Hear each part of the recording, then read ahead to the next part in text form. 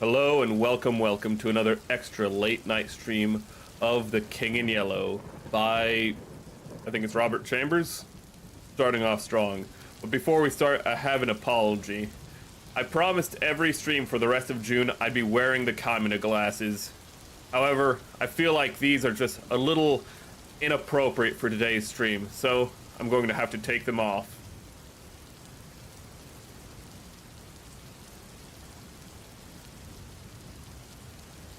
What? You didn't think I had a spare set of shades? Just who the hell do you think I am? When they're talking about Red Harvest, terminally badass and masculine streamer, they're talking about me! Of course I have an extra pair of yellow Kamina glasses. Why wouldn't I? But we are here to continue, and we're going to be reading tonight The King in Yellow, short story 3, In the Court of the Dragon. And if we have time, and if I still have the energy, we'll continue reading. I just don't know how long this one is, so I didn't want to promise more than one. Let me get up the... Oop.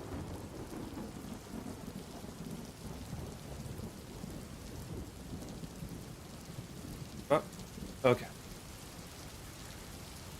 In the Court of the Dragon.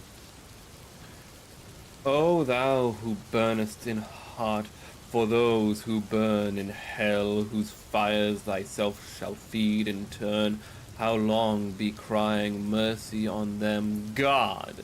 Why, who art thou to teach and he to learn?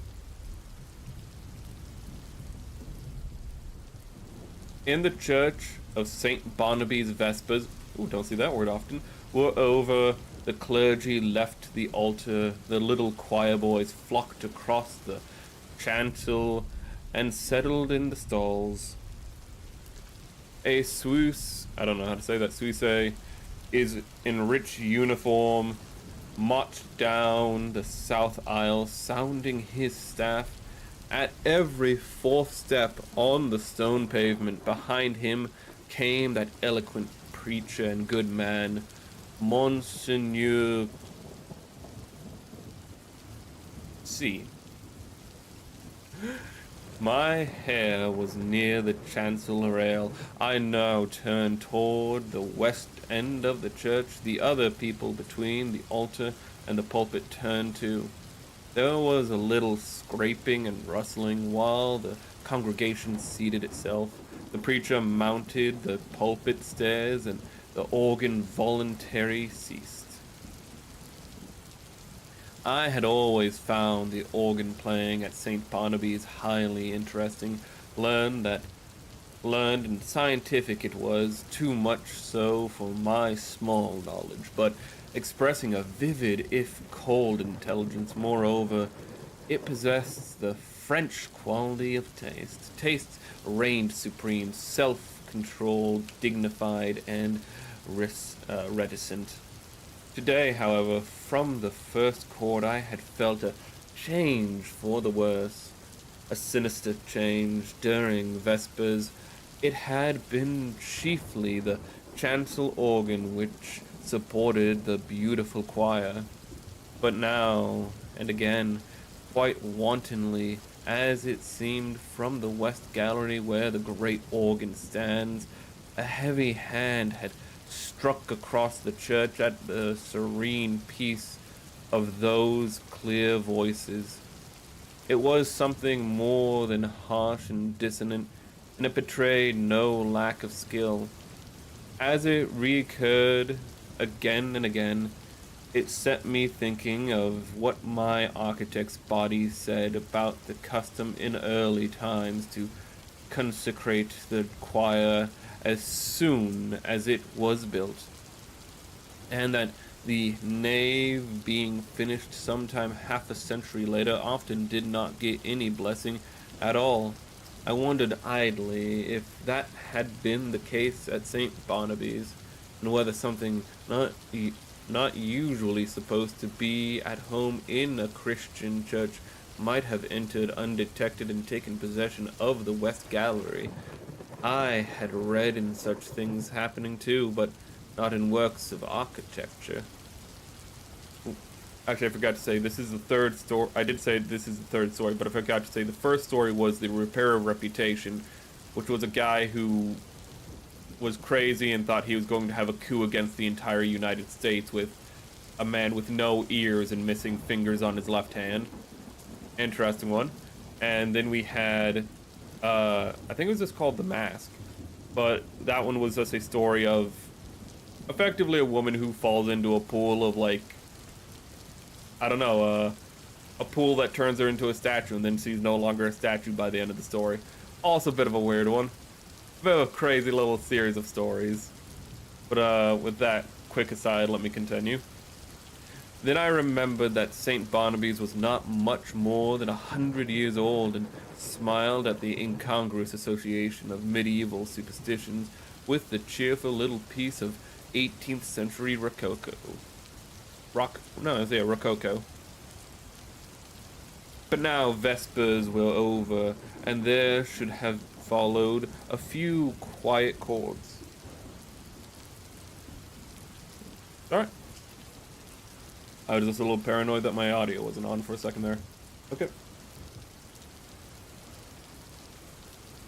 But now the Vespers were over, and there should have followed a few quiet chords fit to accompany meditation while we waited for the sermon. Instead of that, the discord at the lower end of the church broke out with a departure of the clergy, as if now nothing could control it. Ah, I belong to those children of those older and simpler generation who do not have to seek for psychological subtleties in art. I have ever refused to find in music anything more than melody and harmony, but I find that in the labyrinth of sounds now issuing from that instrument there was something being hunted. But up and down the pedals chased him, while the manuals blared approval. Poor devil, who he was, there seemed small hope of escape. My nervous annoyance changed to anger. Who was doing this? How dare he play like that in the midst of a divine service? I glanced at the people near me. Not one appeared to be in the least disturbed. The placid brows of the kneeling nuns still turned towards the altar, lost none of their devout abstraction under the pale shadow of their white headdress. The fashionable lady beside me was looking expectantly at Monsieur C. For all her face betrayed, the organ might have been singing an Ave Maria. But now, at least, the preacher had made the sign of the cross and commanded silence. I turned to him gladly. Thus far I had not found the rest I had counted on when I entered St. Barnaby's that afternoon. I was worn out by the 3 nights of physical suffering. The mental trouble, the last had been the worst, and it was an exhausted body, the mind benumbed and yet acutely sensitive, which I had brought to my favorite church for healing, for I had been reading The King in Yellow. The sun ariseth, they gather themselves together and lay them down in their dens. Monsieur C. delivered his text. Humor me for 1 second as I fix something in the background.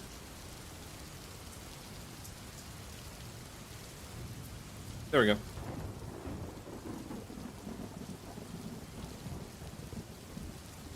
Delivered his text in a calm voice, glancing quietly over the congregation. My eyes turned, I knew not why, toward the lower end of the church. The organist was coming from behind his pipes and passing along the gallery. On his way out, I saw him disappearing by a small door that leads to some stairs which descended directly to the street. He was a slender man, and his face was white, and Okay, that was a mistake, what I did in the background. Ooh. That was a self-distraction. And its face, as white as his coat, was black. Good riddance, I thought. With your wicked music, I hope your assistant will play the closing voluntary. With a feeling of relief, with a deep, calm feeling of relief, I turned back to the mild face in the pulpit and settled myself to listen. Here, at last, was the ease of mind I longed for. "My children," said the preacher, "one truth the human soul finds hardest of all to learn, that it has nothing to fear. It can never be made to see that nothing can really harm it." Curious doctrine, I thought, for a Catholic priest. Let us see how he will reconcile that with the fathers. It is weird for a Catholic.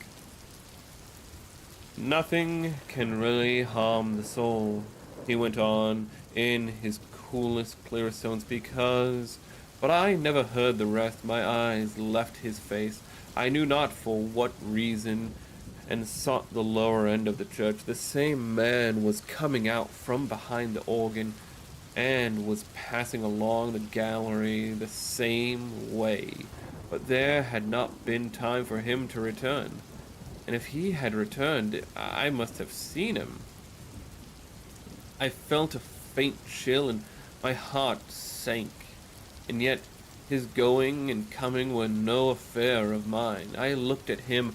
I could not look away from his black figure and his white face.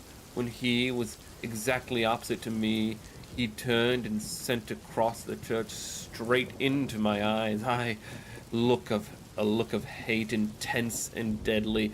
I have never seen any other like it. Would to God I might never see it again. Then he disappeared by the same door through which I had watched him depart less than 60 seconds before. I sat and tried to collect my thoughts. My first sensation was like that of a very young child badly hurt, when it catches its breath before crying out. To suddenly find myself the object of such hatred was exquisitely painful. And this man was an utter stranger. Why should he hate me so? Me, whom he had never seen before. For the moment, all other sensation was merged in this one pang. Even fear was subordinate to grief, and for the moment I never doubted.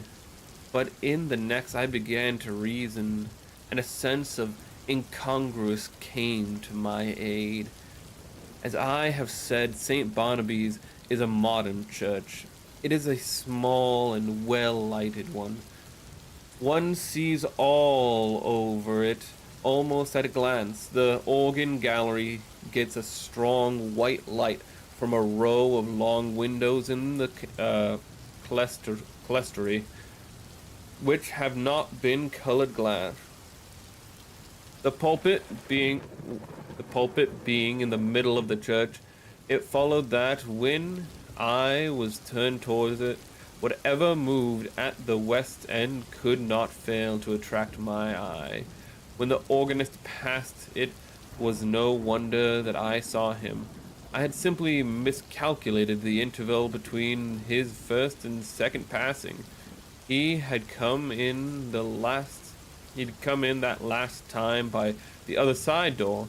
As for the look which had so upset me, there had been no such thing, and I was a nervous fool.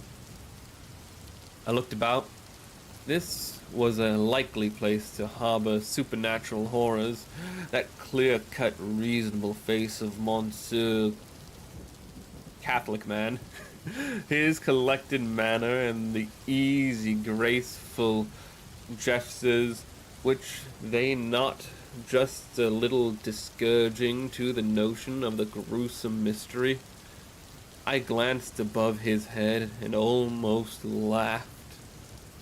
That flyaway lady supporting one corner of the pulpit canopy, which looked like a fringed damask tablet cloth, in a high wind at the first attempt of a basilisk to pose up there in the organ loft, she would point her gold trumpet at him, and puff him out of existence. I laughed to myself over his conceit, which at the time I thought very amusing, and sat and chaffed myself and everything else from the old harpy outside the railing, who had made me pay 10 centimes for my chair before she would let me in. She was more like a basilisk, I told myself, than was my organist with the anemic complexion. From that grim old dame to, yes, alas, Monsieur himself, for all devoutness had fled. I had never yet done such a thing in my life, but now I felt a desire to mock. Let me get some water, because this is a reading stream.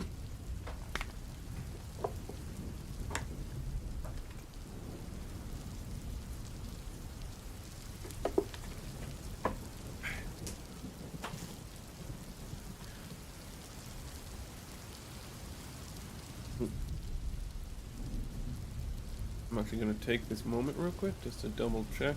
Okay, just want to make sure I made the correct live post. Okay. Thank you for your patience. The skirts of St. Paul has reached, having preached us those 6 Lent lectures, more unctuous than ever he preached, keeping time with the most fantastic and irreverent thoughts. It was no use to sit there any longer. I must get out of doors and shake myself free from this hateful mood. I knew the rudeness I was committing, but still I rose and left the church. A spring sun was shining on the Rue Saint Honore.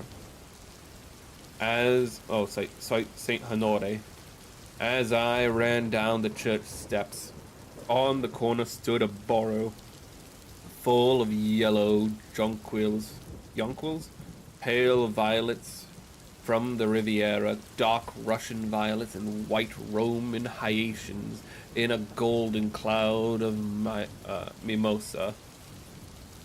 The street was full of Sunday pleasure seekers. I swung my cane and laughed with the rest. Someone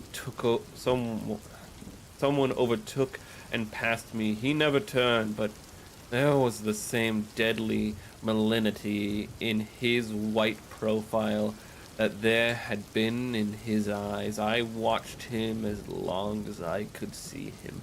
His life back expressed the same menace. Every step that carried him away from me seemed to bear him on some errand connected with my destruction. I was creeping along, my feet almost refusing to move. There began a dawn in me, a sense of responsibility. A sense of responsibility for something long forgotten. It had begun to seem as if I deserved that which he threatened. It reached a long way back, a long, long way back. It had lain dormant all these years. It was there, though, and presently it would rise and confront me. But I would try to escape, and I stumbled as best I could into Rue de Rivoli, across the Place de la Concorde, and on to the quay. I looked with sick eyes upon the sun shining through the white foam of the fountain, pouring over the backs of the dusky bronze river gods on the faraway arc.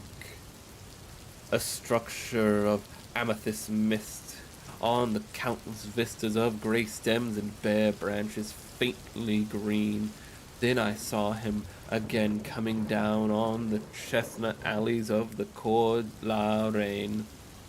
I left the riverside, plunged blindly across to the Champs-Élysées, and turned toward the Arc. The setting sun was sending its rays along the green sward of the Round Point.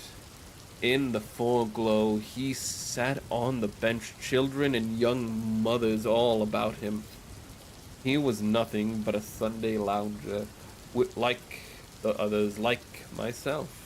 I had the words almost aloud. I said the words almost aloud, and all the while I gazed on the malignant hatred of his face. But he was not looking at me. I crept past and dragged my leaded feet up the avenue, up the avenue. I knew that every time I met him brought him nearer to the accomplishment of his purpose and my fate. And still I tried to save myself. The last rays of sunset were pouring through the great arc.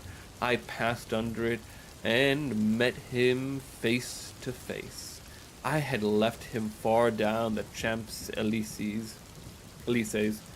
and yet he came in with a stream of people who were returning from the Bois de Boulogne. He came so close that he brushed me. His slender frame felt like iron inside its loose black covering. He showed no sign of haste, nor of fatigue, nor of any human feeling. His whole being expressed one thing: the will and the power to work me evil. In anguish, I watched him where he went down the broad, crowded avenue that was all flashing like wheels, and the trappings of horses and helmets of the Garde Républicaine. He was soon lost to sight. Then I turned and fled into the Bois, and far out beyond it.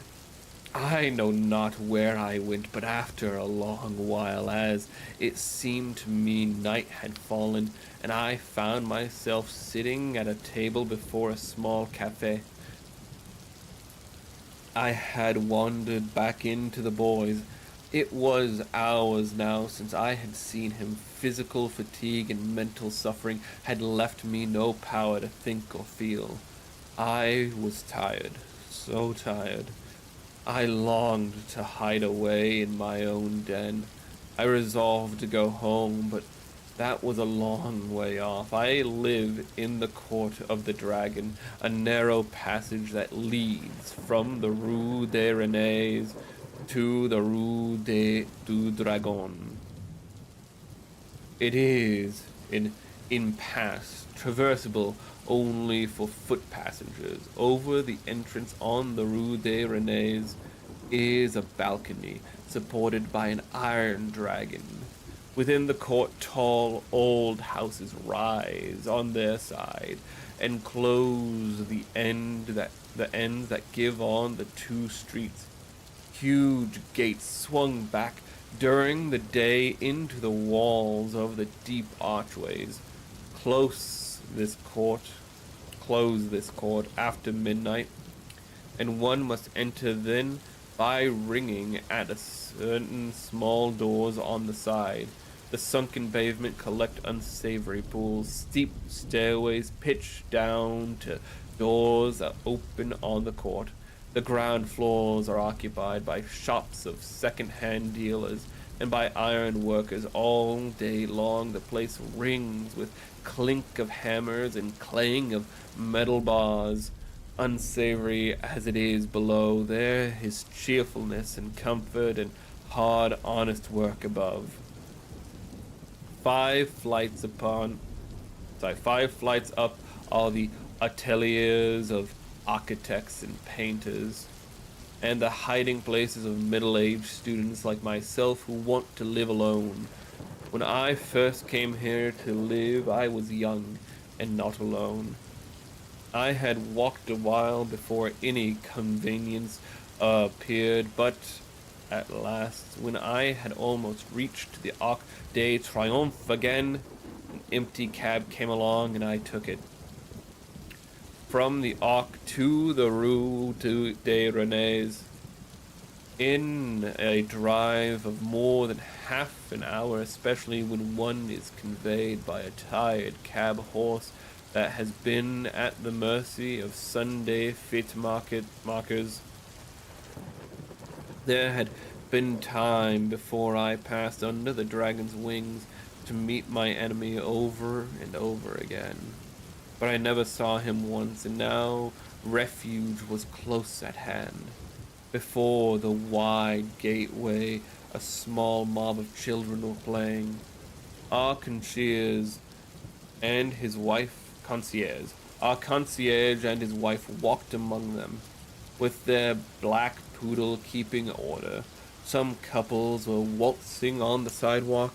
I returned their greeting and hurried in. All the inhabitants of the court had trooped out into the street. The place was quite deserted, lighted by a few lanterns hung high, in which the gas burned dimly. My apartment, at the top of a house halfway down the court, reached by a staircase that descended almost into the street, with only a bit of passageway intervening. I set my foot on the threshold of the open door. The friendly old ruinous stairs rose before me, leading up to the rest and shelter. Looking back over my right shoulder, I saw him 10 paces off. He must have entered the court with me. He was coming straight on, neither slowly nor swiftly, but straight on to me. And now he was looking at me for the first time since our eyes encountered across the church. They met now again, and I knew that the time had come. Retreating backwards down the court, I faced him. I meant to escape by the entrance on the Rue du Dragon, but his eyes told me that I never should escape. It seemed ages while we were going, I retreating, he advancing down the court in perfect silence. But at last I felt the shadow of the archway, and the next step brought me within it. I had meant to turn here and spring through into the street, but the shadow was not that of an archway. It was that of a vault. The great doors of the Rue du Dragon were closed. I felt this by the blackness which surrounded me, and at the same instant I read it in his face, how his face gleamed in the darkness, drawing swiftly nearer. The deep vaults, the huge closed doors, their cold iron clamps were all on his side. The thing which he had threatened had arrived. It gathered and bore down on me from the fathomless shadows. The point from which it would strike was his infernal eyes. Hopeless, I set my back against the barred doors and defied him. There was a scraping of change on the stone floor, and a rustling as the congregation rose. I could hear the Suisse's staff in the south aisle preceding Monsieur to sacristy.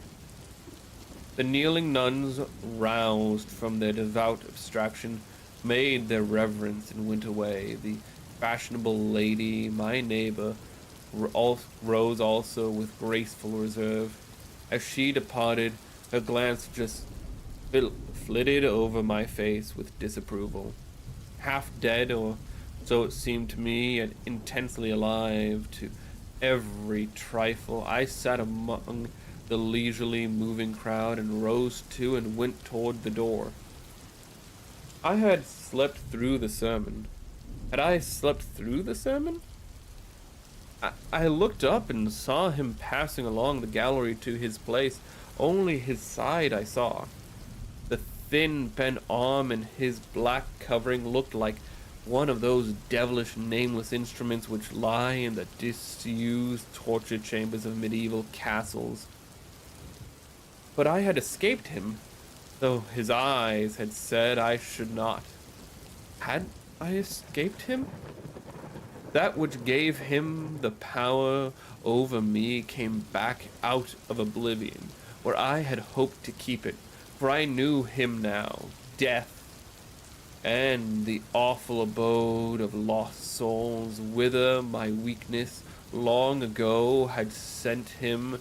They had changed him for every other eye, but not for mine. I had recognized him almost from the first.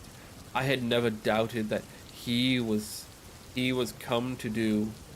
And now I knew, while my body sat safe in the cheerful little church, he had been hunting my soul in the court of the dragon. I crept to the door. The organ broke out overhead with a blare. A dazzling light filled the church, blotting the altar from my eyes. The people faded away. The arches, the vaulted roof vanished. I raised my seared eyes to the fathomless glare and saw the black stars hanging in the heavens, and the wet winds from the lake of Hali chilled my face. And now far over the leagues of tossing cloud waves, I saw the moon dripping with spray, and beyond the towers of Carcosa rose behind the moon. Death and the awful abode of lost souls, whither my weakness long ago had sent him, had changed him for every other eye but mine, and now I heard his voice rising, swelling, thundering through the flaring light, and as I fell, the radiance increasing, poured over me in waves of flame. Then I sank into the depths, and I heard the King in Yellow whispering to my soul, "It is a fearful thing to fall into the hands of the living God." That one was actually really quick. We're not even at an hour yet. We can totally read a lot more than that. But I will take a momentary break.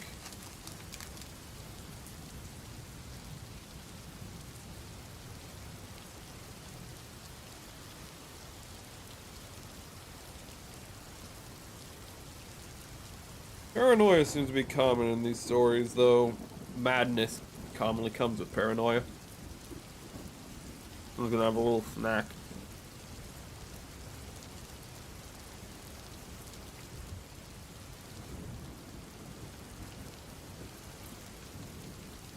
This one's gonna be a lot longer. I can tell it's gonna be a lot longer because it's gonna have chapters. So let's see just how long. A lot of dialogue, so it's not gonna be that hard to read.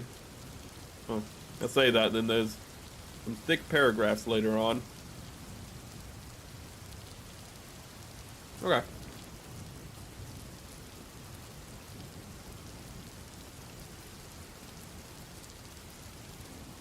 The yellow sign.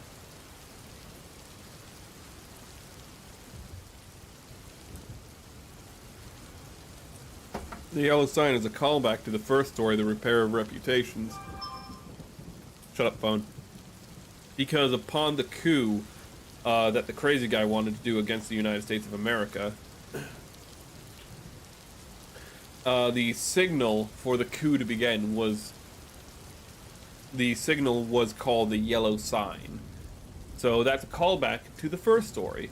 Just like how the second story had a callback to the first story as well, in the fact that the architect, not the architect, sorry, the sculptor in the second story, one of them was the sculptor who made the lethal chamber in the first story. And I kind of wonder what the connection is in this story with the other stories. I mean, they're both set in... The second story set in France. This one is evidently set in France. But I'm wondering if this architect was the one who designed the lethal chamber or something. I don't know. I don't feel like I have as much going. I feel like that one might have to be a little more decoded. But the stories do seem connected so far. I mean, they're all part of the King in Yellow. They're all about the slipping madness of, I guess, a society. Let me finish this snack. And take off my coat.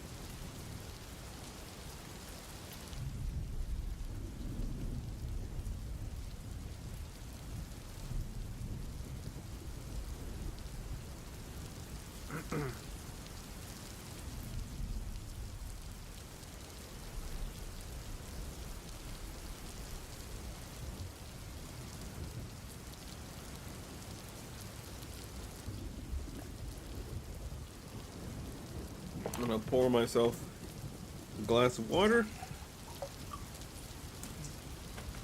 for another good story. Part 2, well, actually part 4 of The King in Yellow. Story 4, The Yellow Sign. Let the red dawn surmise that we shall do what... We're gonna start that one over.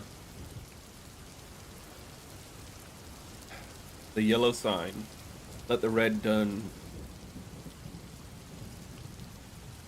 Let the red done.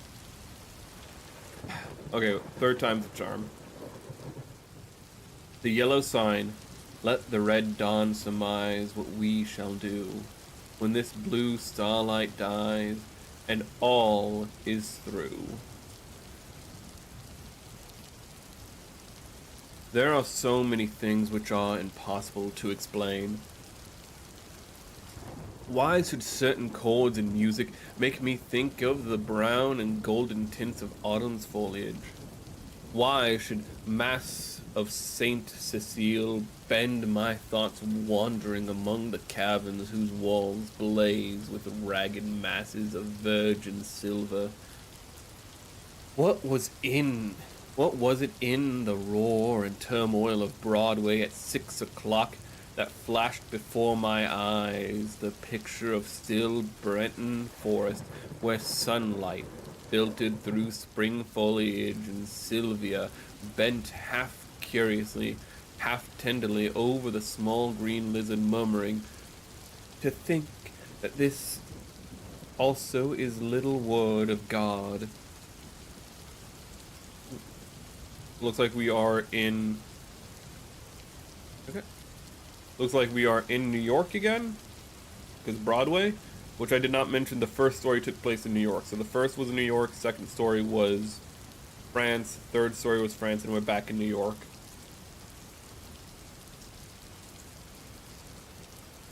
When I first saw the Watchman, his back was toward me. I looked at him indifferently until he went into the church.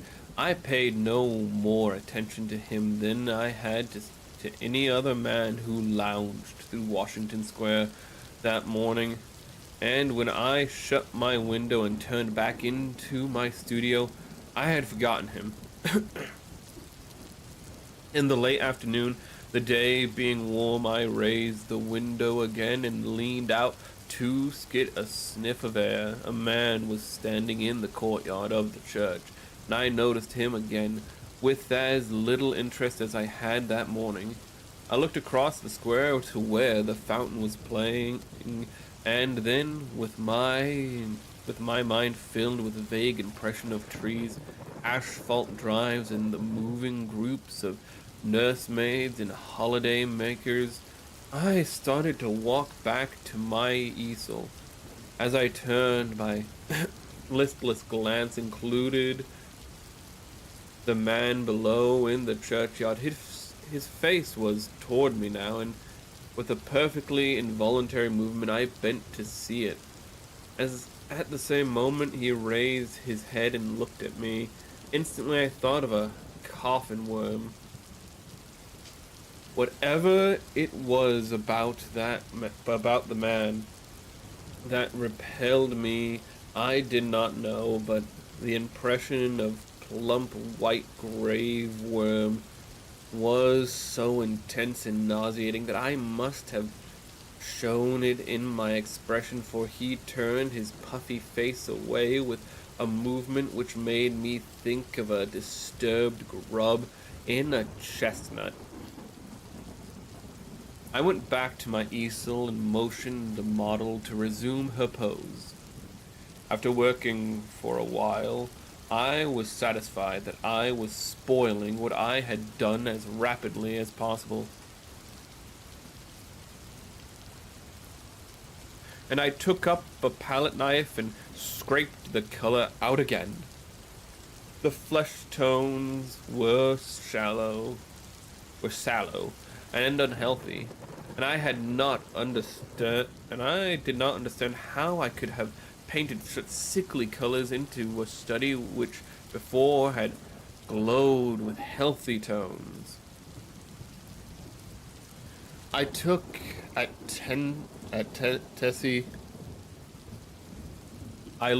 Tessie.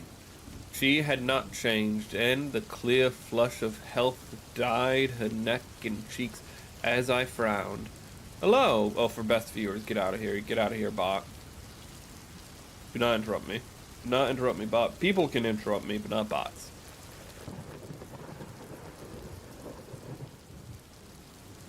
Is it something I've done? She said. No. I've made a mess of this arm, and for the life of me, I can't see how I came to paint such mud as that into the canvas, I replied.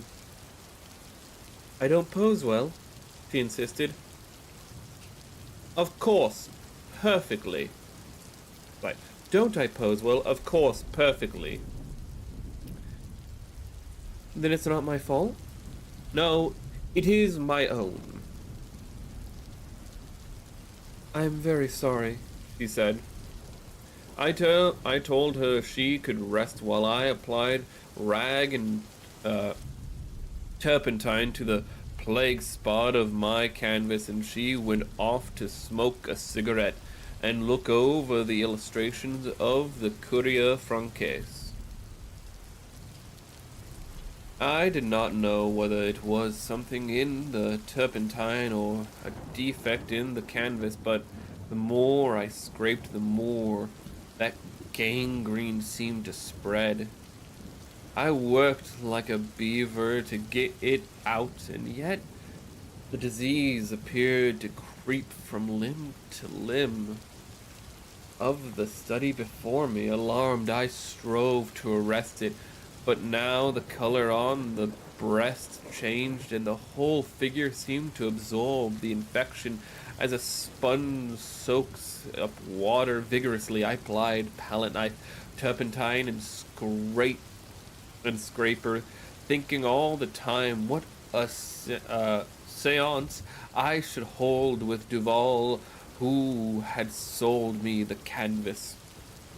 But soon I noticed that it was not the canvas which was defective, nor yet the colors of Edward. It must be the turpentine, I thought angrily, or else my eyes have become so blurred and confused by the afternoon light that I cannot see straight. I called Tessie, the model. She came and leaned over my chair, blowing rings of smoke into the air. What have you been doing to it? She exclaimed. Nothing, I growled. It must be the turpentine. What a horrible color it is now, she continued. Do you think my flesh resembles green cheese? No, I don't, I said angrily. But did you ever know me to paint like that before? No, indeed. Well then, It must be the turpentine or something, she admitted. She slipped on a Japanese robe and walked to the window. I scraped and rubbed until I was tired and finally picked up my brush and hurried them through the canvas with forceful expression, the tone alone of which reached Tessie's ears. Nevertheless, she promptly began, "That's it! Swear and act silly and ruin your brushes. You have been 3 weeks on that study and now look. What's the good of ripping the canvas? What creatures artists are. I felt about as much ashamed as I usually did after such an outbreak, and I turned the ruined canvas to the wall. Tessie helped me clean my brushes, and then danced away to dress. From the screen, she regaled me with bits of advice concerning whole of partial loss of temper, until, thinking perhaps I had been tormented sufficiently, she came out to implore me to button her waist where she could not reach it on the shoulder. Everything went wrong from the time you came back from the window and talked about the horrid-looking man you saw in the churchyard," she announced. "Yes, he probably bewitched the picture," I said, yawning. I looked at my watch. Oh, but yawned in real life because of that. "It's after 6, I know," said Tessie, adjusting her hat before the mirror. "Yes," I replied. "I didn't mean to keep you so long." I leaned out of the window, but recoiled with disgust, for the young man with the pasty face stood below in the churchyard. Tessie saw my gestures of disapproval and leaned from the window. "Is that the man you don't like?" she whispered. I nodded.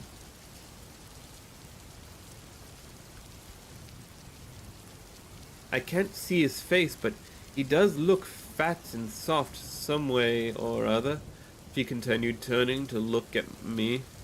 "He reminds me of a dream, an awful dream I once had, or," she mused, looking down at her shapely shoes, "was it a dream after all?" "How should I know?" I smiled. Jessie smiled in reply.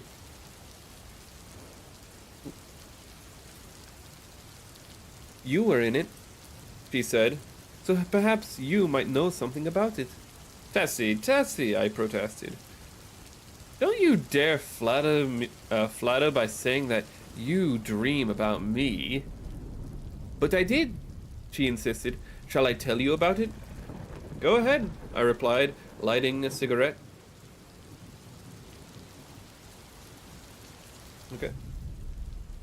Tessie leaned back on the open windowsill and began very seriously. "One night last winter, I was lying in bed thinking about nothing at all in particular. I had been posing for you and I was tired. Yet it seemed impossible for me to sleep. I heard the bells in the city ring 10, 11, and midnight.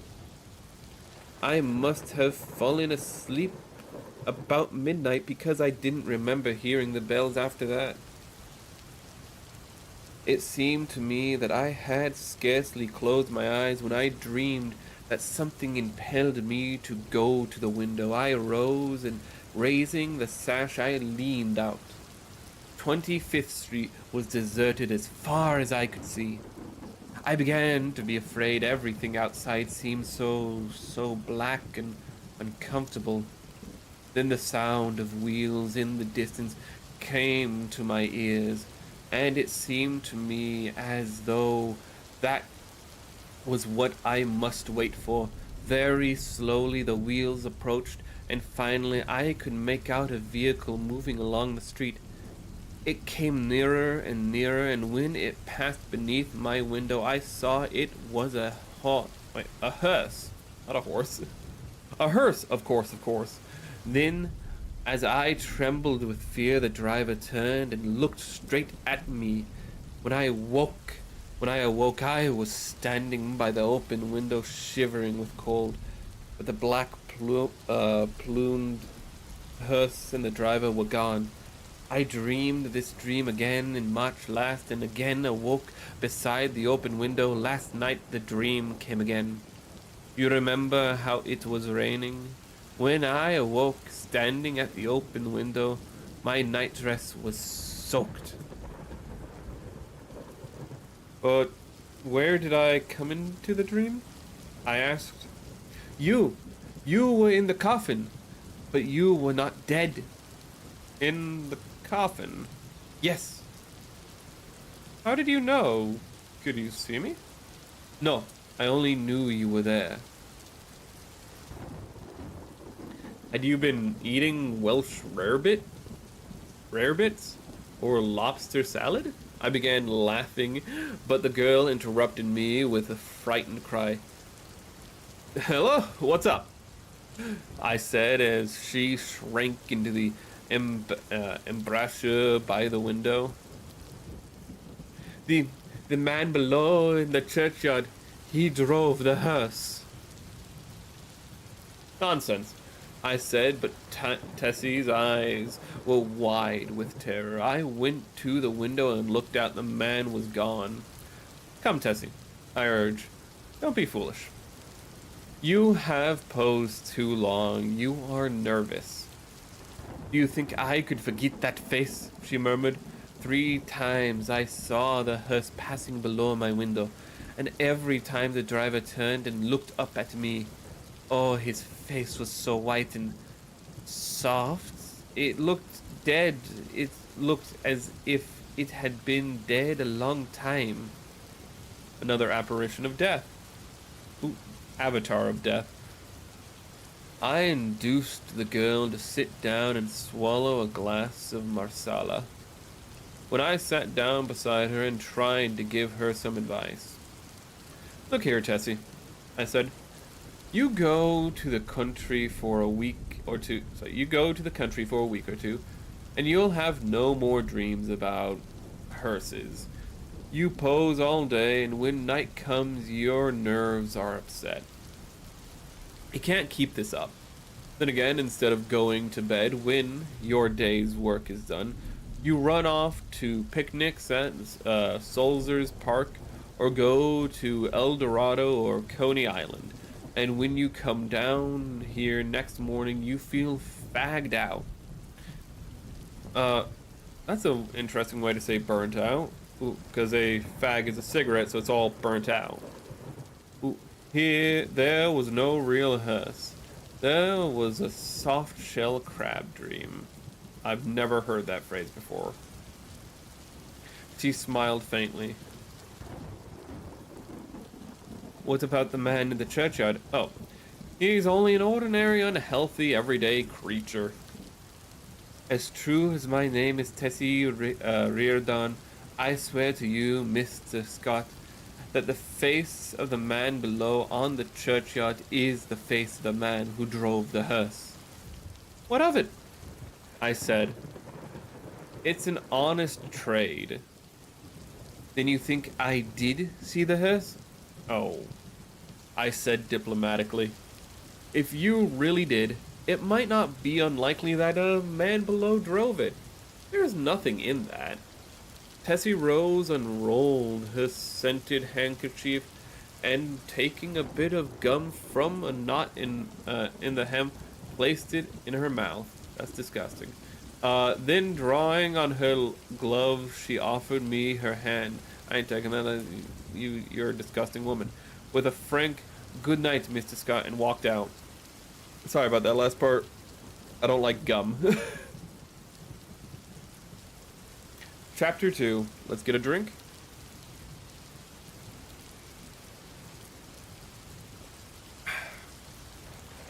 The next morning, Thomas, the bellboy, brought me the Herald and a bit of news. The church next door had been sold.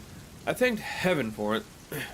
Not that being a Catholic, I had any repugnance for the congregation next door. Ah, we're Catholic. We're another Catholic. Okay. Ooh, sorry, I'm trying to find connections where I can. But because my nerves were shattered by the blatant exhorter, whose every word echoed through the aisle of the church as if it had been my own rooms, who insisted on his ours with a nasal persistence which revolted my every instinct. I'm gonna reread this.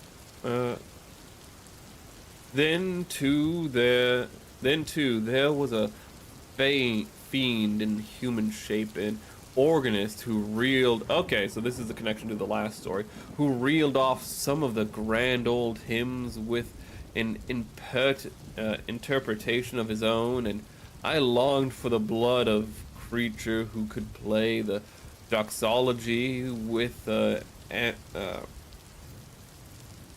amendment of minor chords which one hears only in a quartet of very young undergraduates. I believe the minister was a good man, but when he bellowed, "And the Lord said unto Moses, the Lord is a man of war, the Lord is his name, my wrath shall wax hot, and I will kill you with the sword." I wondered how many centuries of purgatory it would take to atone for such sin. The last story took place in France, didn't it? Huh. This sounds like the church. Well, wait a minute. If you'll humor me for a moment. I thanked heaven for it. Not that being a Catholic, I had any repugnance for the congregation. Okay, so it was a Catholic church because he's saying he did not. If it was a Protestant church, he would have been like, yeah, you know, dirty Protestants. But he's like, I have no resentment to other Catholics. So it is the church from the first story, but I thought the first story took, the third story, but I thought In the Court of the Dragon sounded like it took place in France. Now I'm getting driven mad. Who bought the property? I asked Thomas. Nobody that I know, sir. They do say the gent what owns this here. Oh my fucking god. American accents. Nobody that I know, sir. They say that the gent what earns this here Hamilton Flats was looking at it. He might be the building more studios. I walked to the window. The young man with the unhealthy face stood by the churchyard gate, and at the mere sight of him, the same overwhelming repugnance took possession of me. By the way, Thomas, I said, who's that fellow down there? Thomas sniffed. That there, worm, sir? He's night watchman of the church, sir. He makes me tired of sitting out all night on them steps and looking at you insulting like. I'd punched his head, sir. Beg pardon, sir. Go on, Thomas. One night, comin' home with Harry and the other English boy, I see him sitting there on the steps. Was this character supposed to be English? Whatever, he's Southern. We had Molly and Jen with us, sir, and then the two girls on this tray service, and he looks so insulting at us that I up and says, "What you looking at, you fat slug?" Beg pardon, sir, but that's how I says, sir. Then he don't say nothing, and I says, "Come out and I'll punch that puddin' head." Then I hopens the gate. Then I hopens the gate goes in, and he don't say nothing, only looks insulting like. Then Then I it's him one, but his head was that cold and mushy it sickened you to touch him. I think the character is Southern. The accent seems to be fitting. What did he do then? I asked curiously. Him? Nuttin'. Nottin'. And you, Thomas? The young fellow flushed with embarrassment and smiled easily. Shut up, phone. Mr. Scott, sir, I ain't no coward, and I can't make it out at all why I run. I was in the 5th Launchers, sir, Bulgar of Tel Kibir, and was shot by the whales. You don't mean to say you ran away? Yes, sir, I run. Why? That's just what I want to know, sir. I grabbed Molly and run, and the rest was as frightened as I. But what were you frightened at?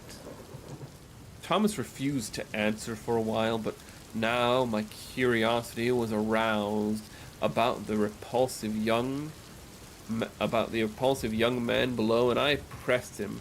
3 years sojourn in America had not only modified Thomas's Cockney, it's supposed to be, well, he's Southern, I don't care, Cockney dialect, but had given him America's fear of ridicule. Or, so I guess it should have been, that's just what I want to know, sir. I'll grab Molly and run. Okay. We'll switch him to Cockney. You don't blame me, sir, Mr. Scott, sir? Yes, I will. You will laugh at me, sir? Nonsense. He hesitated. Where, sir? It's God's truth that when I hit him, he grabbed me wrist, sir, and when I twisted his soft, mushy fist into his fingers, come off in me hand. The utter loathing and horror of Thomas's face must have been reflected in my own, for he added, "It's awful. Oh, it's awful. And now, when I see him, I just go away. He makes me wail, but he makes me heal. He makes me heal, is what he's saying, but it's in a thick accent. Okay, like heal, like a dog heals. Okay. Then Thomas had gone.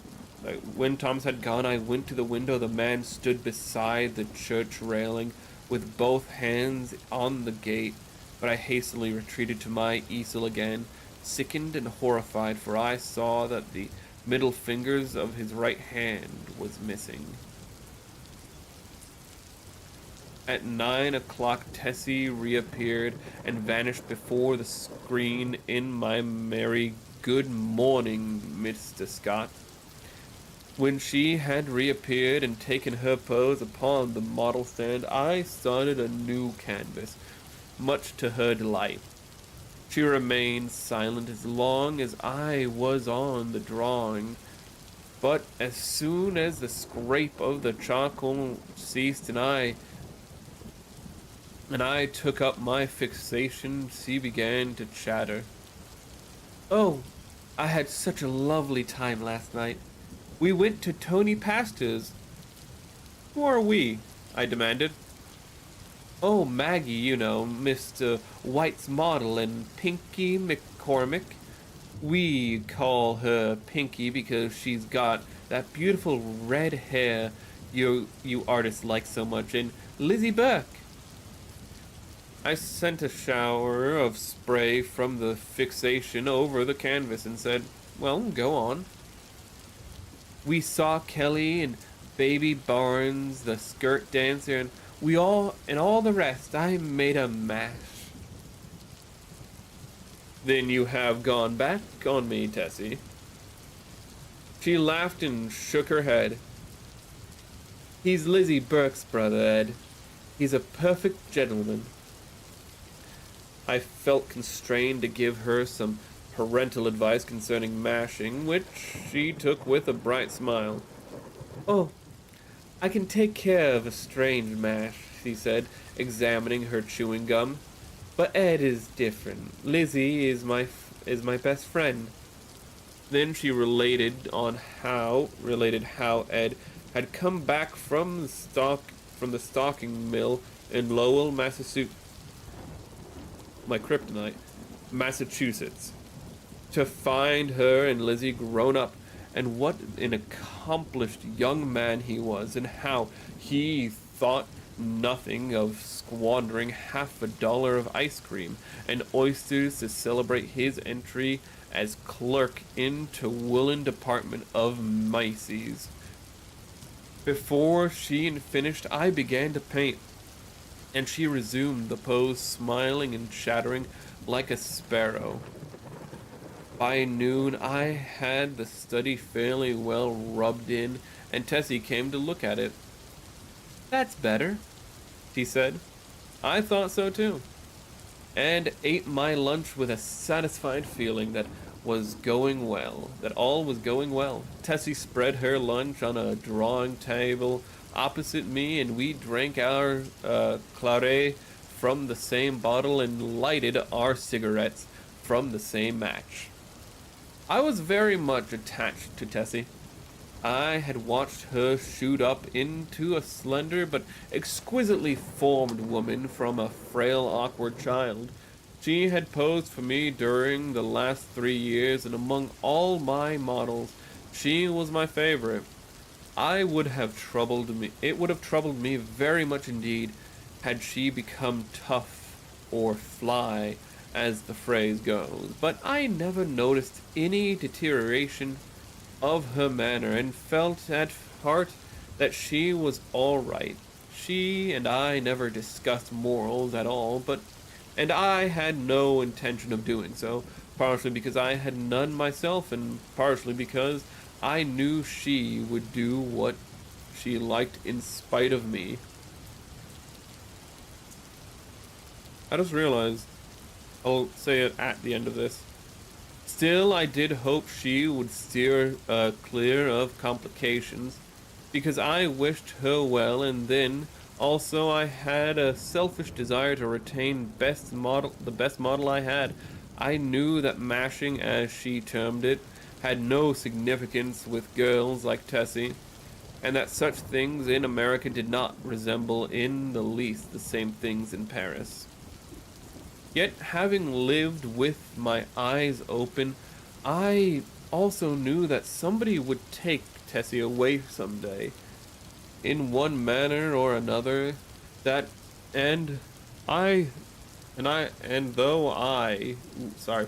Professed to myself that marriage was nonsense, I sincerely hoped that in this case there would be a priest at the end of that vista. I am a Catholic. When I listen to High Mass, when I sign myself, I feel that everything, including myself, is more cheerful, and when I confess, it does me good. A man who lives as much alone as I do must confess to somebody. Then again, Sylvia was Catholic, and it was reason enough for me. But I was speaking of Tessie, which is very different. Tessie also was Catholic, and much more devout than I, so taking it all in all, I had little fear for my pretty model until she should fall in love. But then I knew that fate alone would decide her future for her, and I prayed inwardly that fate would keep her away from men like me and throw into her path nothing but Ed Burke's and Jimmy McCormick's. Bless her sweet face. Sorry, actually, I kind of got distracted by two things. Is that we have another tie back. It seems like with the second story, we went over to France based on a connection to a character from the first story. or from a character from the architect from the first story who was mentioned. And it seems that we have a connection back to France with this one, with Tessie being from Paris. But there was a part in this that caught me.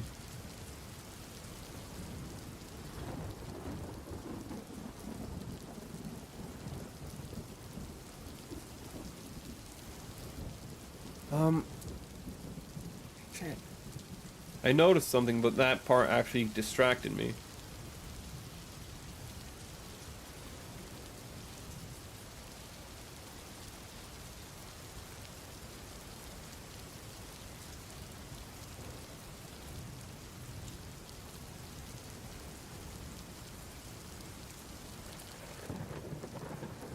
I can't remember what it was that I was thinking of because that Paris thing got me.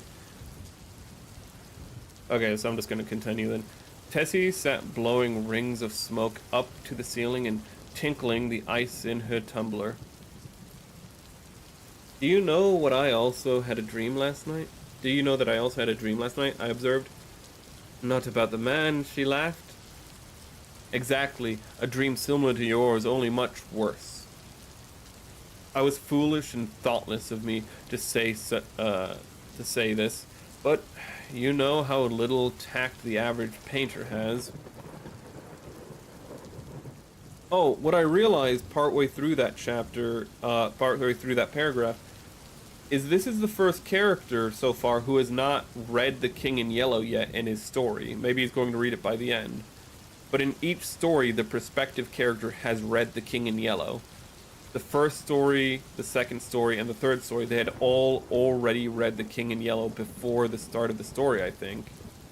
The second story, he might have read it within the first chapter, but he reads it early on, if nothing else.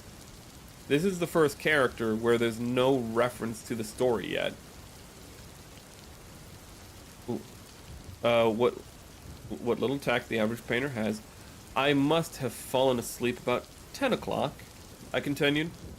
And after a while I dreamt that I awoke, so plainly did I hear the midnight bells, the wind in the tree branches, and the whistle of steamers from the bay, that even now I scarcely believe I was not awake. I seemed to be lying in a box which had been which had a glass cover. Dimly I saw the street lamps as I passed, for I must tell you, Tessie, the box in which I reclined appeared to lie in a cushioned wagon, which jolted me over a stony pavement. After a while, I became impatient and tried to move, but the box was too narrow. My hands were crossed on my breast, so I could not raise them to help myself. I listened and then tried to call. My voice was gone.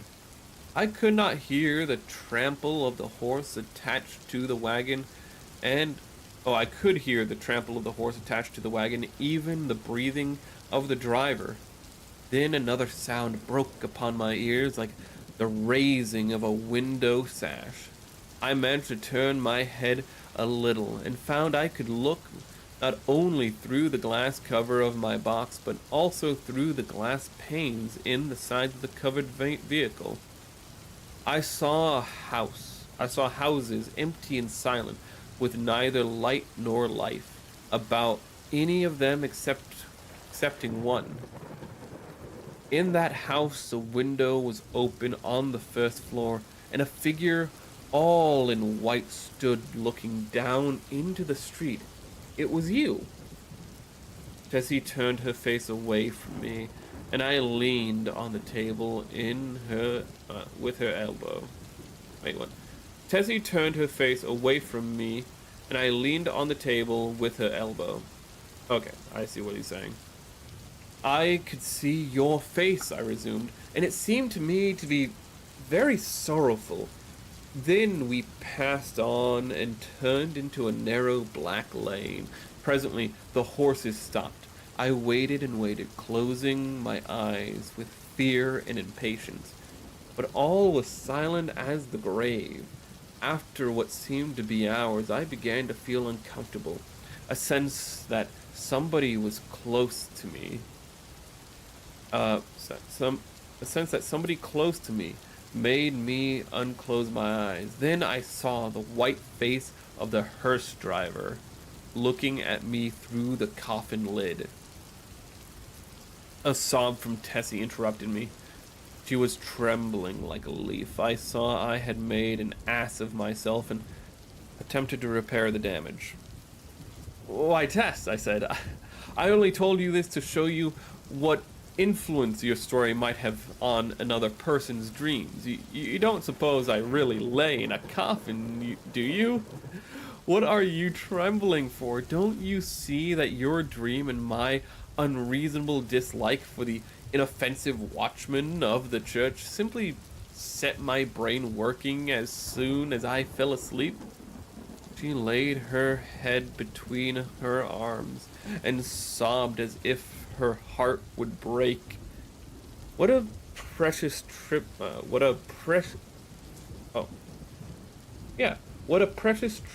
donkey I had made of myself. But I was about to break my record. I went over and put my arm about her. Same difference. Tessie, dear, forgive me, I said. I had no business to frighten you with such nonsense. You are too sensible a girl, too good a Catholic to believe in dreams. My experience with Catholic women, they're very superstitious with dreams, actually. Her hand tightened on mine and her head fell back upon my shoulder, but she still trembled, and I petted her and comforted her. Come, Tess, open your eyes and smile. Her eyes opened with a slow, languid movement and met mine, but their expression was so queer that I hastened to reassure her again. It's all humbug, Tessie. You surely are not afraid that any harm will come to you because of that. No, she said, but her scarlet lips quivered. Then what's the matter? Are you afraid? Yes, but not for myself. For me, then? I demanded gaily. For you, she murmured in a voice almost inaudible. I care for you. At first I started to laugh, but when I understood her, a shock passed through me, and I sat like one turned to stone. This was the crowning bit of idiocy I had committed. During the moment which elapsed between her reply and my answer, I thought of 1,000 responses to that innocent confession. I could pass it by with a laugh. I could misunderstand her and assure her as to my health. I could simply point out that it was impossible she could love me, but my reply was quicker than my thoughts, and I might think now, when it was too late, for I had kissed her on the mouth. That evening, I took my usual walk in Washington Park, pondering over the occurrence of the day. I was thoroughly committed. There was no back out now, and I stared the future straight in the face. I was not good, not even scrupulous, but I had no idea of deceiving either myself or Tessie. The one passion in my life lay buried in the sunlit forest of Brittany. Was it buried forever? Hope cried no. For 3 years I had been listening to the voice of hope, and for 3 years I had waited for the footsteps on my threshold. Had Sylvia forgotten? No, cried hope. I said that I was no good. That is true. But still, I was not exactly a comic opera villain. I had led an easygoing, reckless life, taking what invited me of pleasure, deploring and sometimes bitterly regretting consequences. in something alone except my painting was I serious, and that was something which lay hidden, if not lost, in the Breton forests. It was too late for. Excuse me. It was too late for me to regret what had occurred during the day. Whatever it had been, pity or a sudden tenderness for sorrow, or the more brutal instinct of gratified vanity, it was all the same now, and unless I wished to bruise an innocent heart, my path lay marked before me. The fire and the strength, the depth of passion, of a love which I had never even suspected, with all my imagined experience in the world, left me no alternative but to respond or send her away. Whether because I am so cowardly about giving pain to others, or whether it was that I have little of the gloomy Puritan in me, I do not know. But I shrank from disclaiming responsibility for the thoughtless kiss, and in fact had no time to do so before the gates of her heart opened and the flood poured forth. Others who habitually do their duty and find sullen satisfaction in making themselves and everybody else unhappy have with might have withstood it. I did not. I dared not. After the storm had abated, I did tell her that she might better have loved Ed Burke and worn a plain gold ring, but she would not hear of it. And I thought perhaps as long as she had decided to love somebody she could not marry, it had better be me. I at least could treat her with an intelligent affection, and whenever she became tired of her infatuation, she could go none the worse for it. For I decided on that point, although I knew how hard it would be. I remembered the usual termination of the platonic liaisons, and thought how disgusted I had been whenever I heard of one. I knew I was undertaking a great deal for so unscrupulous a man as I was, and I dreamed the future, but never for one moment did I doubt that she was safe with me. Had it been anybody but Tessie, I should not have bothered my head about scruples. I lost my place for that. For it did not occur to me to sacrifice Tessie as I would have sacrificed a woman of the world. I looked the future squarely in the face and saw the several probable endings to the affair. She would either tire of the whole thing or become so unhappy that I should have either to marry her or go away. If I married her, we would be unhappy. I with a wife unsuited to me, and she with a husband unsuitable for any woman.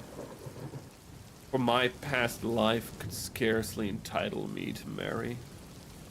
If I went away, she might either fall ill, recover, and marry some Eddie Burke, or she might recklessly or deliberately go and do something foolish.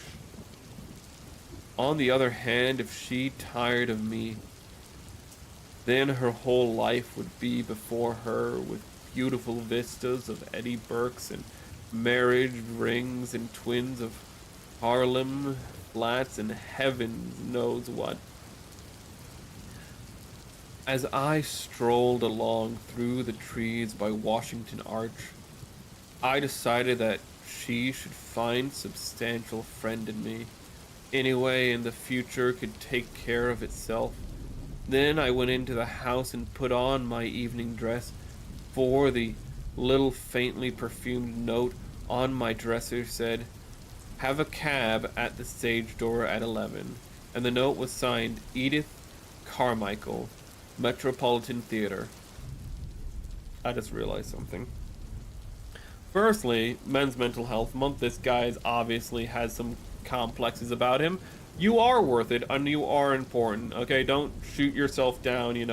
When when love opens the door, accept it. Just first things first for Men's Mental Health Month. But there's a moment in the first story in the park. I don't want to spoil anything, but there's a moment in the first story where a man rushes into a certain chamber, and I'm a little worried reading this story, remembering that first part and the fact that we're back in New York.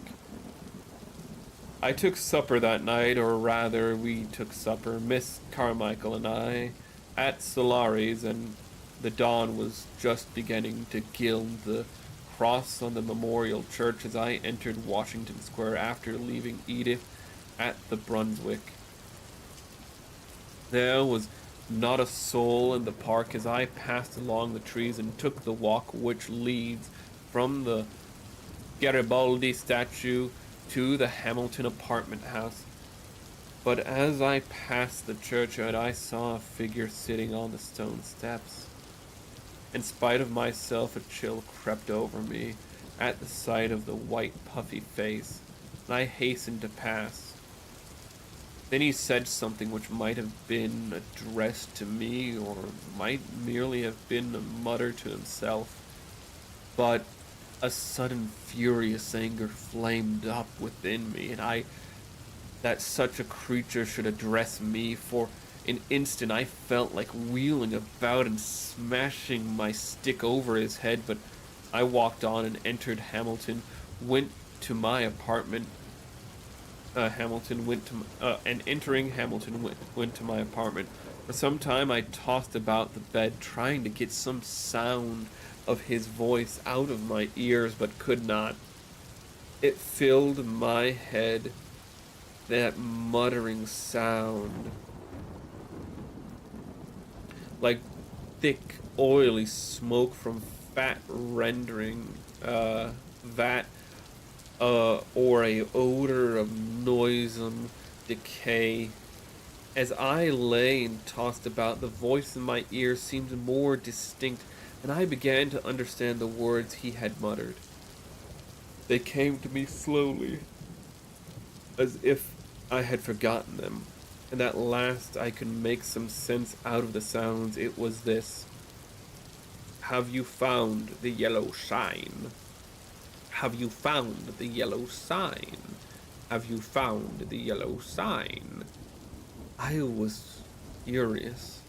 What did he mean by that? What then, with a curse upon him and his rolled over went with a curse upon him and his, I rolled over and went to sleep. But when I awoke later, I looked pale and haggard, for I had dreamed the dream of the night before, and it troubled me more than I cared to think. I dressed and went down into the studio. Tessie sat by the window, but as I came in, she rose and put both arms around my neck for an innocent kiss. She looked so sweet and dainty that I kissed her again and then sat down before the easel. "Hello. Where's the study I began yesterday?" I asked. Tessie looked conscious, but did not answer. I began to hunt among the piles of canvas, saying, "Hurry up, Tess, and get ready. We must take the advantage of the morning light." When at last I gave up in the search among the other canvases and turned to look around the room for the missing study, I noticed Tessie standing by the screen with her clothes still on. "What's the matter?" I asked. "Don't you feel well?" "Yes." "Then hurry.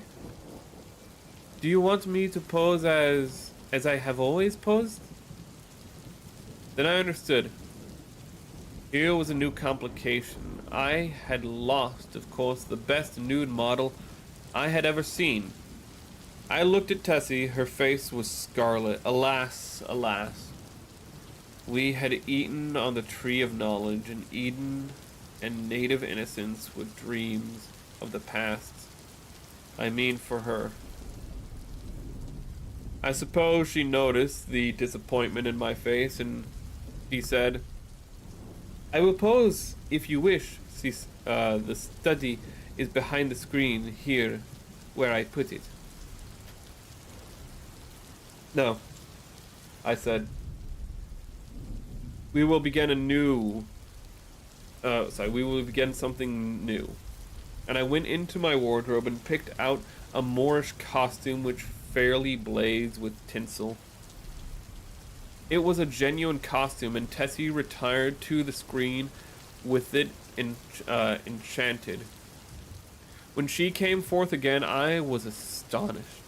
Her long black hair was bound above her forehead with a circlet of turquoise, and the ends curled about her glittering girdle. Her feet were encased in the embroidered pointed slippers, and the skirt of her costume, curiously wrought with arabesques. I know that word, but I don't recognize it. Arabesques in silver fell to her ankles. The deep metallic blue vest embroidered with silver and short Morex jackets spangled and sewn with the turquoise because of her wonderfully. She came up to me and held up her face smiling. I slipped my hand into her pocket and, drawing out a gold chain with a cross attached, dropped it over her head. It's yours, Tessie. Mine? She faltered. Yours. Now go and pose. Then, with a radiant smile, she ran behind the screen and presently reappeared with a little box on which was written my name. I intended to give it to you when I went home tonight, she said, but I can't wait now. I opened the box. On the pink cotton side lay a clasp of black onyx, on which was an inlaid curious symbol or letter in gold. It was neither Arabic nor Chinese, nor, as I found afterwards, did it belong to any human script. Shit. Sorry for cursing. It's all I had to give you for a keepsake, she said timidly. I was annoyed, but I told her how much I should prize it, and promised to wear it always. She fastened it on my coat beneath the lapel. How foolish, Tess, to go and buy me such a beautiful thing as this. I said, I did not buy it, she laughed. Where did you get it? She told me how she had found it one day while coming from the aquarium in the Battery, how she had advertised it and watched the papers, but at last gave up all hopes of finding the owner. That was last winter, she said, the very day I had the first horrid dream about the hearse. I remembered my dream of the previous night, but said nothing, and presently my charcoal was flying over a new canvas, and Tess stood motionless on the model stand.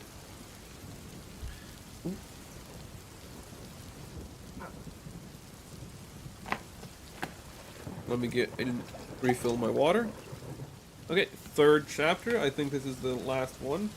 I don't think any of the short stories have gotten past the third chapter, but when I was looking earlier, it looked like this one was also just 3 chapters. Okay. Third chapter of The Yellow Sign.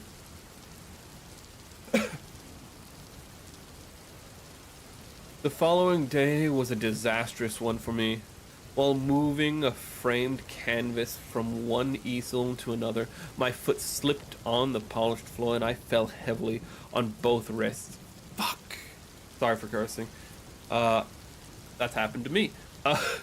Or something similar has happened to me. They were so badly sprained that it was useless to attempt to hold a brush, and I was obliged to wander about the studio, glaring at unfinished drawings and sketches until despair seized me and I sat down to smoke and twiddle my thumbs with rage. The rain blew against the windows and rattled on the roof of the church, driving me into a nervous fit with its interminable patter. Tessie sat sewing by the window and every now and then raised her head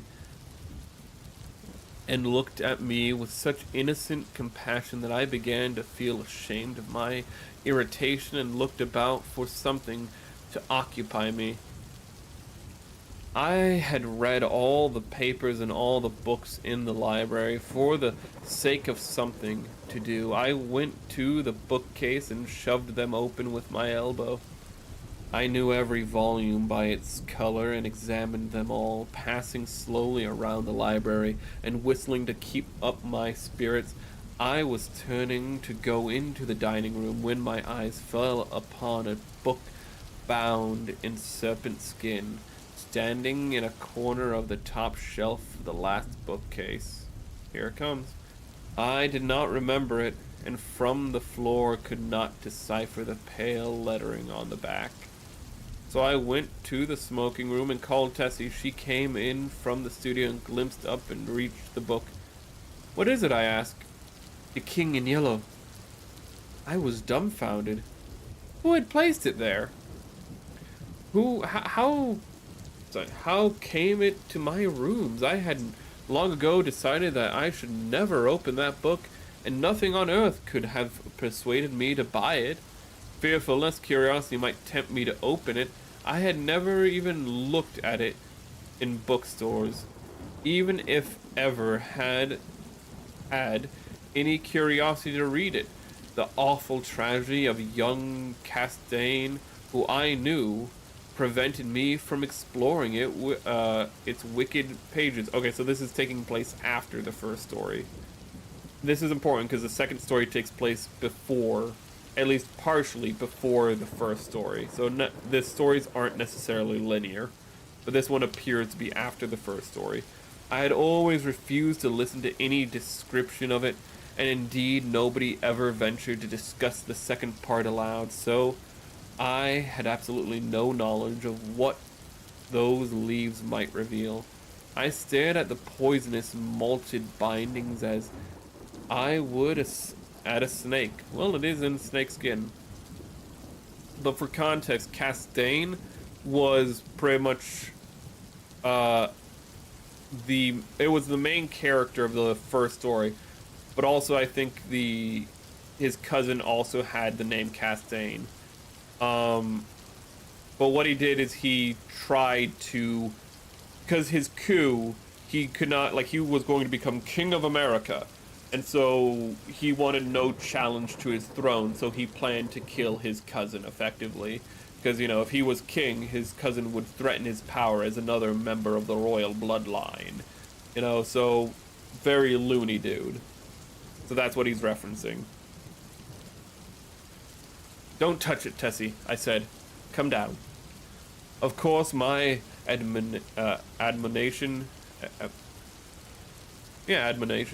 was enough to arouse her curiosity, and before I could prevent it, she took the book and, laughing, danced off into the studio with it. I called her, but she slipped away with a tormenting smile at my helpless hands, and I followed with some impatience. "Tessie," I cried, entering the library, "listen, I am serious.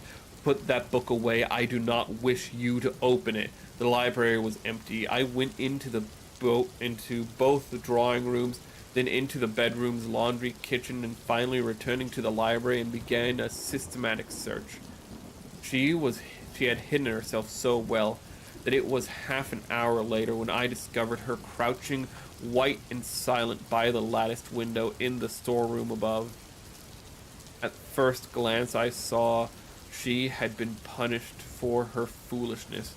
The King in Yellow lay at her feet, but the book was open at the second part. I looked at Tessie and saw it was too late. She had opened The King in Yellow. Then I took her by the hand and led her into the studio. She seemed dazed, and when I told her to lie down on the sofa, she obeyed me without a word. After a while, she closed her eyes, and her breathing became regular and deep, but I could not determine whether or not she slept. For a long while, I sat silently beside her,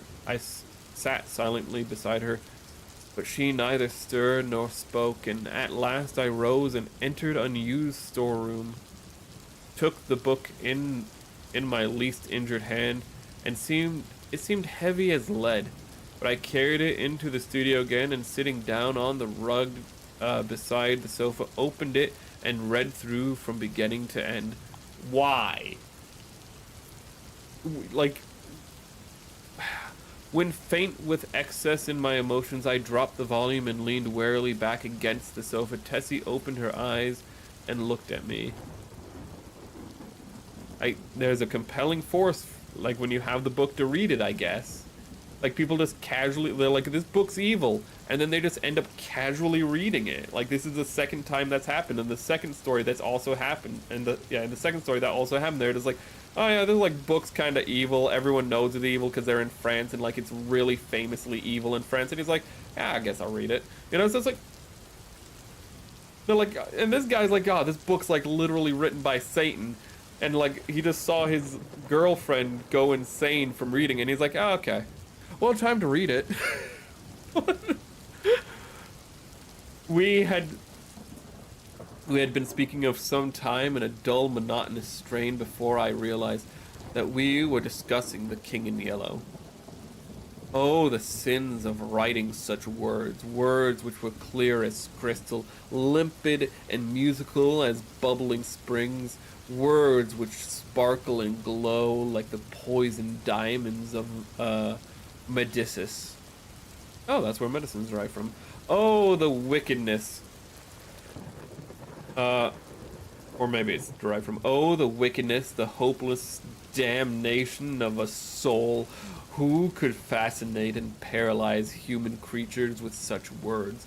Words understood by the ignorant and the wise alike. Words which are made more precious than jewels, more soothing than music, more awful than death. We talked on, unmindful of the gathering shadows, and she begged me to throw away the clasp of black onyx quaintly inlaid with what I now knew to be the yellow sign. I never shall know why I refused, though even at this hour, here in my bedroom, as I write this confession, I should be glad to know what it was that prevented me from tearing the yellow sign from my breast and casting it into the fire. I am sure I wished to do so, yet Tessie pleaded with me in vain. Night fell, and hours dragged on, but still she murmured to each other of the king and his pallid mask, and midnight sounded from the misty spires in the fog-wrapped city. We spoke of Hashtur and of Casilda, while outside the fog rolled against the black window panes as the cloud waves rolled and break on the shores of Hali. The house was very silent now. Whoa, that went too far. And not a sound came up from the misty streets. Tessie lay among the cushions, her face a gray blot in the gloom, but her hands were clasped in mine, and I knew that she knew and read my thoughts as I read hers, for we had understood the mystery of the Hyades, and the phantom of truth was laid. Then, as we answered each other swiftly, silently, through thought on thought, the shadows stirred in the gloom about us, and far in the distant streets we heard a sound. Nearer and nearer it came. The dull, crunching of wheels, nearer and yet nearer. And now outside before the door it ceased. I dragged myself to the window and saw the black-plumed hearse. The gate blew opened and shut, and I crept shaking at my door and bolted it. But I knew no bolts, no locks could keep that creature out, who was coming for the yellow sign. And now I heard him moving very softly along the hall.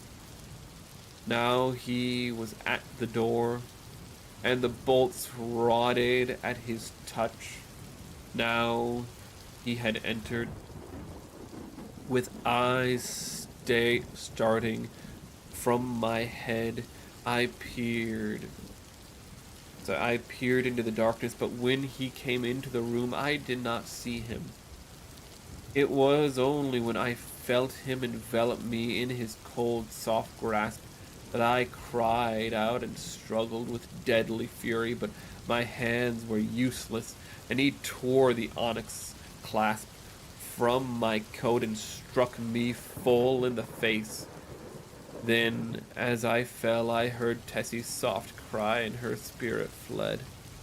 And even while falling, I longed to follow her, for I knew that the king in yellow had opened his tattered mantle, and there was only God to cry to now. I could tell more, but I cannot see what help it will be to the world. As for me, I am past human help or hope. There's a sound. As I lie here writing, I got startled. As I lie here writing, careless even whether or not I die before I finish, I can see the doctor gathering up his powders and phials with a vague gesture to the good priest behind me, which I understand.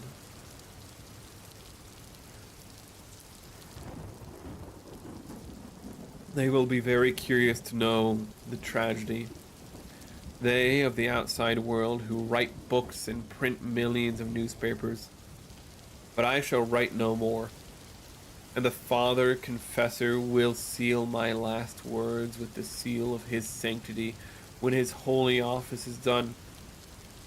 They of the outside world may send their creatures into wrecked homes and death-smitten firesides, and their newspapers will batten on blood and tears, but with me their spies must halt before confessional. They know that Tessie is dead, and I am dying. They know how the people in the house, aroused by an infernal scream, rushed into my room and found one living and one dead. But they do not know what I shall tell them now. They do not know that the doctor said, as he pointed to a horrible decomposed heap on the floor, the livid corpse of the watchman from the church. I have no theory, no explanation. That man must have been dead for months. I think I am dying. I wish the priest would. And that is the second one. Ooh. These stories are interesting because it's like Lovecraft, which is fitting because Lovecraft was inspired by these. But that's what we're going to be reading for tonight. I think we'll read. I don't know how to say that. That's French. I can't say that. Why is this guy such a Francophile? Making me jealous. But how there's kind of this vagueness to how much of the story is supernatural and how much of it is just insanity. Like, I would want to cite the Temple, because I think the Temple is a really good example from Lovecraft of how, in the Temple, it's very hard to tell how much of it is the character slowly going mad through isolation and the slow creeping and realization of his own mortality and doom, and how much of it is actually happening. Like how much of it is really there in the story to behold. And a lot of the King in Yellow, we know the narrators are unreliable. This is established in the first story, where Castaigne has this crown that he sees as this opulent, gold, as this opulent gilded crown beset with jewels most splendor, of the greatest splendor. And when his cousin comes in, the cousin who he planned to have killed, his cousin literally just walks in casually and is just like, "Oh, that's a neat paper mache crown. What's going on here?" Like he's just like, "Oh, that's he's a little confused. He's like, "Oh, I just walked in on my cousin, just like obsessively looking at himself with a paper mache crown. That's okay." So there's definitely a sense of unreality in these stories. And the thing is, every one of these stories is through the perspective of somebody who has already read The King in Yellow. And often these stories kind of start off as the narrator being reliable, as just being another person, but you either quickly or eventually find out that they are unreliable narrators each time. With the, first story again, we see that he doesn't really have a grasp on reality. He doesn't have a grasp on what's really happening. To the point where I kind of question just how much of the first story is even reliable in the setup of the setting. I don't even know if the lethal chamber is real anymore. But it's very interesting because each story again starts off as like a normal person, but by the end we realize they're very, very mad. We realize they're very just insane, making everything we just read questionable as to how much we can trust, which is of course intentional because I mean The King in Yellow is supposed to be a story about going mad. So how do you convey that better than having a bunch of characters who themselves we don't realize aren't trustworthy until the end, making us question how much of what we're reading is reliable, how much of what we're reading is understandable. It's really good stuff so far, and I'm definitely going to finish it. It looks like we're about halfway through the story, which is, thank you, sweet baby Jesus. I thought this was going to take a lot longer to read, because I think Dr. Jekyll and Mr. Hyde took about 4 streams to finish. I thought this would take 8, but we're on stream number 2, and we're about maybe 2/5 of the way through. But this has been really good. I'm liking how everything's coming together. I'm liking how the stories are tied together in little ways. How this story is tied to the previous story and the fact that we both have these apparitions of death. These kind of living dead that are haunting, following, and just imposing terror upon our living characters. With the Dragon's Core and with this one. And it seems like it's a good idea to be reading them in pairs for that reason. I'm still not quite sure how the second story ties into everything else. Because again, with the third story ties into everything else, because the third story in the Dragon's Court,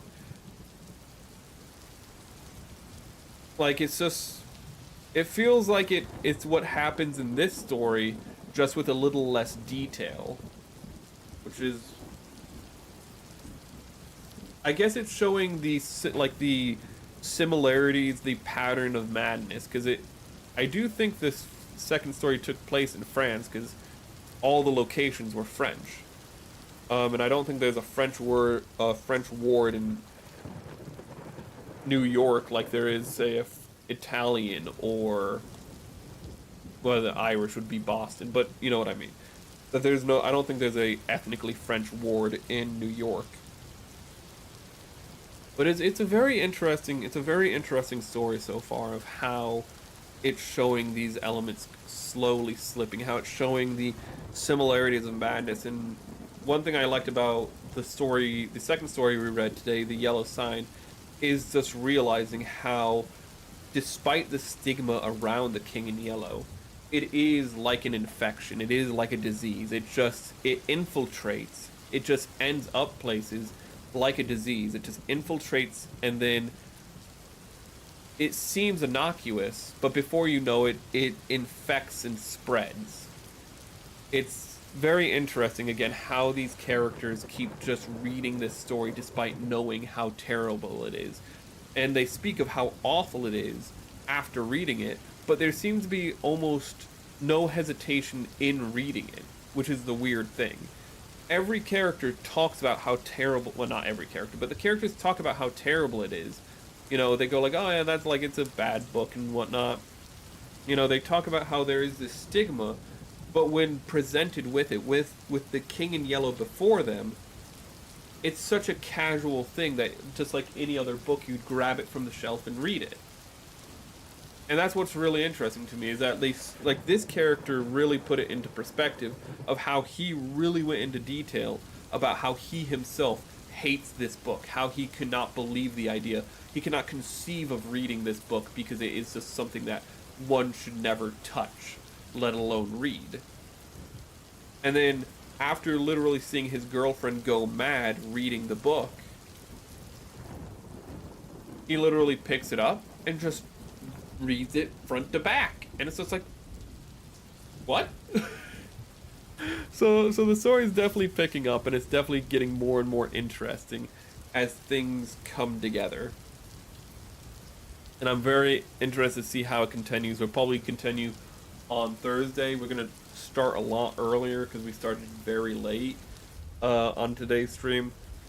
But I hope if you're new or old, you'll join us for that Thursday stream. On Wednesday, I want to play some Clair Obscur because I didn't get to play it last week, and I really want to play it. Okay, we have a French theme going, chat. I did not expect to have a French theme going on my channel for June, but that's what we're doing. However, let me see if there's anyone actually. Okay, there's some people. Okay, I'll link out on YouTube and on Twitch. So give me one moment. Let me turn off the desktop audio real quick. What? But it's a very interesting story that I'm really enjoying, and I hope you've been liking it as much as I have, with my little interruptions included. But it's very interesting kind of just like unpacking it as it's going, realizing more and more of what the story is about and how it infects the mind, how the concepts work in the story. And then let me see here. You're done streaming. It's very late, which is one of the reasons I don't like streaming this late, because it's always so late. But I'm going to link you guys to the Wild Hunt on YouTube, a streamer doing that. I know that's kind of just a bit weird, but it's the person who's streaming. So I'm going to link you to that. And then on Twitch, let me look for a place to send you beautiful people on Twitch. I should have just sent both of you to Mari Ian, because that's the only place I can send you on Twitch. But I'm going to link you because I don't even know if they have raids active, but there's only like 2 people watching right now, but there's Mari Ian. For Twitch, have a great day, a wonderful life, and remember, don't lose your head. We will be back on Thursday to continue The King in the Yellow, but before that, on Wednesday, we will be playing some Clair Obscur.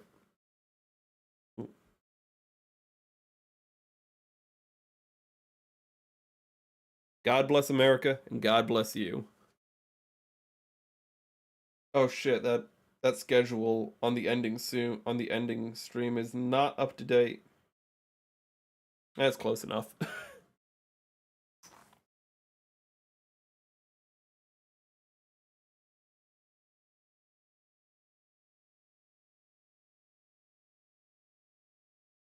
And the ending music isn't being picked up. I'm just gonna end stream. Have a good one, everyone.